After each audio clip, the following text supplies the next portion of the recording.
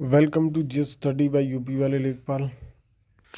Current affairs day 2 तो शुरू करते हैं। हाल ही में लोकसभा द्वारा बाल विवाह निषेध संशोधन विधेयक 2021 को समीक्षा के लिए एक स्थायी समिति को भेजा गया है। इस संशोधन विधेयक में महिलाओं के लिए विवाह हेतु कानूनी उम्र 18 से बढ़ाकर 21 वर्ष करने का प्रावधान किया गया है। तो पूछ लेगा कि 18 वर्ष से कितना कर दिया है, 21 वर्ष कर दिया है महिलाओं के लिए।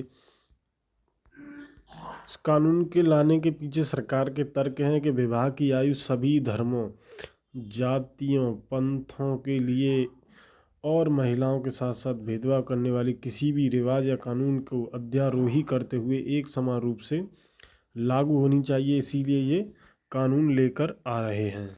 अब यहाँ समिति को भेजा गया है, तो यहाँ समितियाँ की बात कर लेते हैं। तो संसदीय समितियों के प्रकार हैं। तो ये होती हैं आपकी स्थायी समितियाँ, स्टैंडिंग कमेटीज़।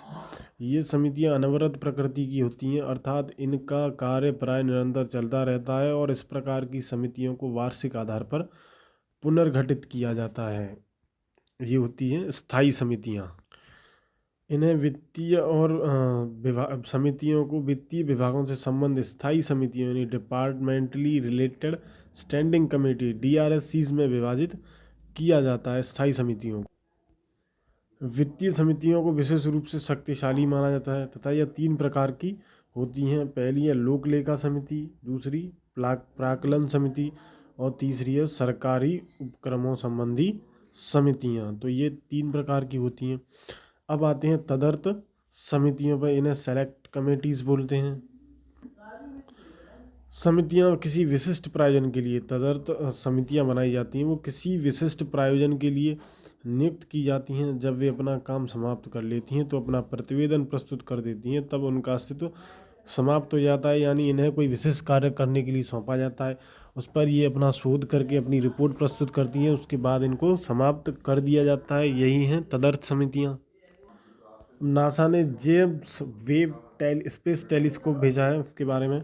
हाल ही में नासा ने 24 दिसंबर को जेम्स वेब स्पेस टेलीस्कोप को प्रक्षेपित करने की घोषणा की। 24 दिसंबर का। तो विश्व की प्रमुख अंतरिक्ष वेधशाला JWST यानी 3 दशकों से अधिक समय से यानी जेम्स वेब स्पेस टेलीस्कोप है, वो हब्बल स्पेस टेलीस्कोप का स्थान लेगी। किसका स्थान लेगी? जेम्स वेब हब्बल टेलीस्कोप का। ये किन किन संगठनों ने इसको मिलकर बनाया? तो नासा ने, यूरोपियन अंतरिक्ष एजेंसी ने और कनाडियन स्पेस एजेंसी। 3 अंतरिक्ष एजेंसियों ने मिलकर बनाया। एक नासा है, दूसरा यूरोपियन है, तीसरा कैनेडियन स्पेस एजेंसी है। जेम्स वेब स्पेस टेलीस्कोप अंतरिक्ष में परिक्रमा करती हुई एक अवरक्त वेधशाला है, इंफ्रारेड ऑब्जर्वेटरी है, जो लंबी तरंगदैर्घ्य कवरेज और बेहतर संवेदनशीलता के साथ हब्बल स्पेस टेलीस्कोप में के कार्यों में सहायक होगी। इससे पहले जेम्स वेब स्पेस टेलीस्कोप को NGST new generation space telescope के नाम से जाना जाता था। फिर 2002 में इसका नाम बदलकर नासा ने पूर्व प्रशासक नासा के जेम्स वेब के नाम पर कर दिया गया। यह 6.5 मीटर प्राथमिक दर्पण युक्त एक बड़ी अवरक्त दूरबीन है।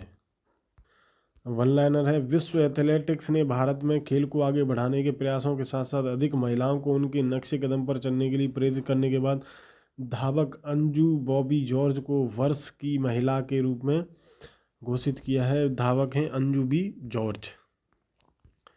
एडमिरल करमबीर सिंह के सेवानिवृत्त होने के बाद एडमिरल R हरि कुमार ने भारतीय नौसेना के नए प्रमुख के रूप में कार्यभार संभाला है। R हरि कुमार हैं नौसेना प्रमुख। एडमिरल कुमार बल की बागडोर संभालने से पहले पश्चिमी नौसेना कमान के flag officer commanding in chief के रूप में कार्यरत थे।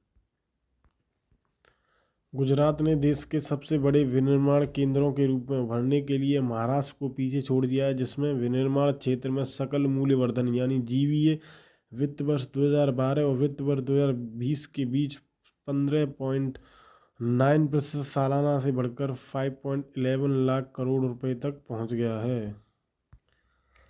पाकिस्तान पर भारत की जीत की 50वीं वर्षगांठ के अवसर पर 1971 के भारत पाक युद्ध की स्वर्णिम विजय का एक पखवाड़ा उत्सव 3 से 16 दिसंबर तक पुणे में मनाया जाएगा, जिसमें युद्धक टैंक भी भाग लेंगे। केंद्रीय स्वास्थ्य मंत्रालय ने बताया है कि कर्नाटक भारत में नए कोविड प्रकार ओमिक्रॉन के 2 मामलों का पता चला है। लगभग 29 देशों में अब तक ओमिक्रॉन प्रकार के 373 मामले। नेक्स्ट क्वेश्चन है, आईआईटी मद्रास ने भारतीय महिला क्रिकेटर स्मृति मंधाना को अपना ब्रांड एम्बेसडर बनाया है। वह GUVI का चेहरा होंगी। तकनीकी शिक्षा और IT कौशल के महत्व और दायरे को मजबूत करने के लिए ऑनलाइन अभियानों में शामिल होंगी। आईआईटी मद्रास की ब्रांड एम्बेसडर कौन बनी है? स्मृति मंधाना।